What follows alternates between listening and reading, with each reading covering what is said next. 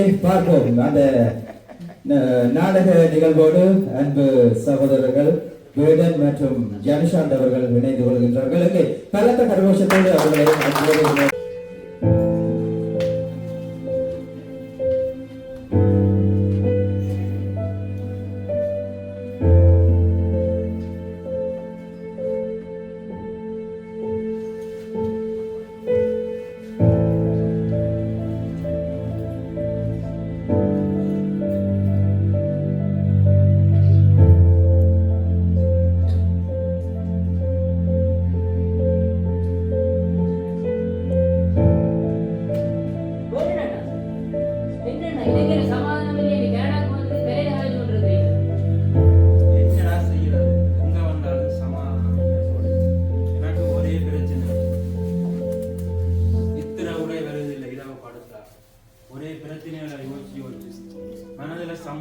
சமாதானம் இல்லை.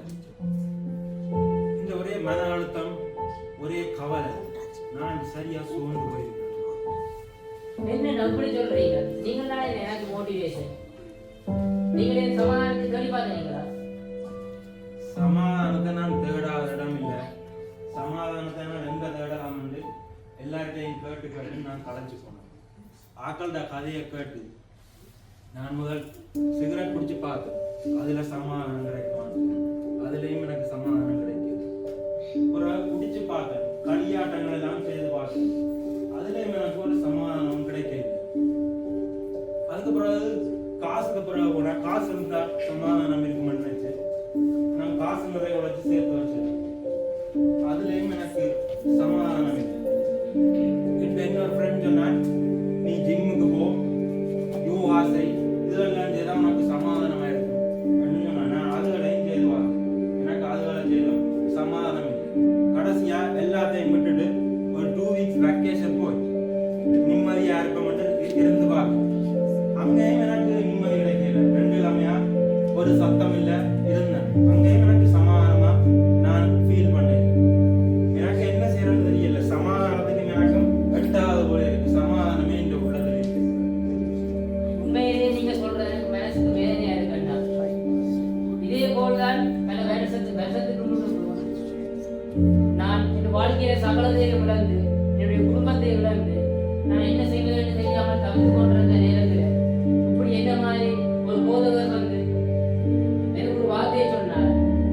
நமக்கு ஒரு பாலகன் பிறந்தார், நமக்கு ஒரு குமாரன் கொடுக்கப்பட்டார், கர்த்தத்துவம் அவர் தோளின் மேல் இருக்கும் ஒரு வார்த்தையை சொன்னார். ஏசாயா 9:6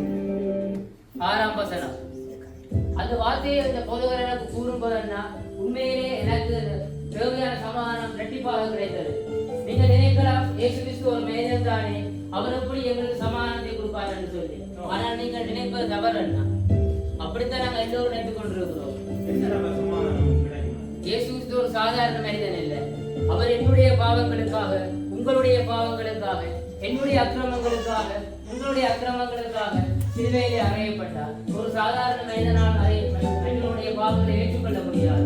அவர் சிலுவையில் அறையப்பட்டது மட்டுமில்லை அண்ணா, அவர் சிலுவையில் அறையப்பட்டு 3ஆம் நாளே உயிரோடு எழுந்த தேவன். அவர் உயிரோடு எழுந்து இன்றைக்கும் ஜீவனுள்ள தேவனாயிருக்கிறார். அவருடைய ஜீவ வார்த்தை தான் இந்த வேதாகமம்.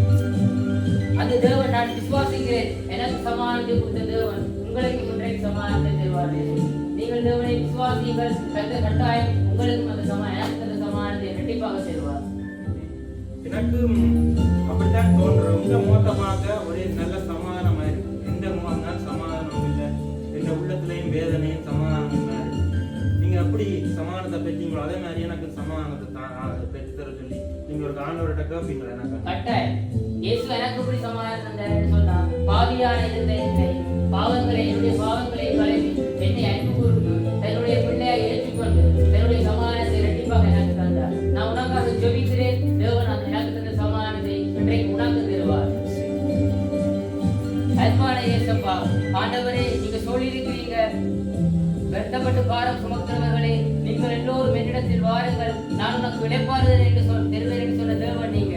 ஆண்டவரே, இன்றைக்கு ஆண்டவரே வேட்டனுடைய மன கஷ்டங்கள், ஆண்டவரே வாழ்க்கையிலே எந்த வழியில் போனாலும் அடிகள் பாடுகள் என்று சொல்லி இருக்கிற சகோதரனை அறிகிறவர் நீங்கள் சுவாமி.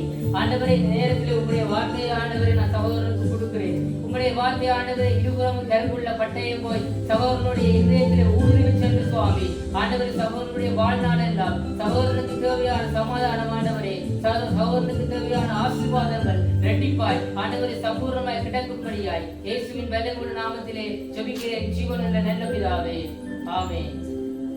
நான் விசுவாசிக்கிறேன் சகோதரா, இன்றைக்கு உனக்கு சமாதானம் கிடைத்து விட்டது. நீ ஜபிச்சு கொண்டிருக்கும் போது எனக்கு ஒரு இனம் தெரியாத சமாதானம் இந்த உள்ளத்தை நிரப்பின மாதிரி இருக்கு. ஆமென். எனக்கு சந்தோஷமா இருக்கு. நான் இப்ப என்ன செய்ய போறேன்டா, எனக்கு தந்த சமாதானத்தை நான் போய் எல்லாருக்கும் சொல்ல போறேன். சமாதானம் இல்லாத ஆட்களுக்கு நான் போய் சொல்ல போறேன். தேவனுடைய உறவின் நற்செய்தியை நாங்கள் உலகமெங்கும் பறைசாற்றுவோம்.